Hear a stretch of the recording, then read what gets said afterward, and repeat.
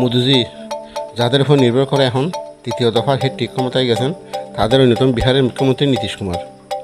নীতিশ কুমার বিহারের অন্যতম জনপ্রিয় রাজনীতিবিদ। 2005 সাল থেকেই তিনি বিহারের ক্ষমতায় রয়েছেন। জনতা দল ইউনাইটেড প্রধান নীতিশ কুমার একজন সেকুলার, উদারপন্থী এবং বাস্তববাদী। নীতিশ কুমার বিহারে আইন, শিক্ষা, নারী শিক্ষা, স্বাস্থ্য, বিদ্যুতায়নের ক্ষেত্রে ব্যাপক উন্নয়ন করেছেন। ওনার কাছে বিহারের উন্নয়নে সবচেয়ে বড়। ইন্ডিয়া জোটের শুরুতেই উনি এই জোটের সাথে ছিলেন এবং এই জোটের নামকরণ উনি করেছিলেন বলে গুজব রয়েছে। নীতিশবাবু এই পর্যন্ত 2বার মোদির জোট ছেড়েছিলেন। এখন নীতিশবাবু কি হ্যাট্রিক করবে? মোদির হ্যাট্রিক ক্ষমতায় নীতিশবাবু কি হ্যাট্রিক করে আবার মোদিকে ফেলে চলে যাবে? এই চ্যানেলটি নতুন।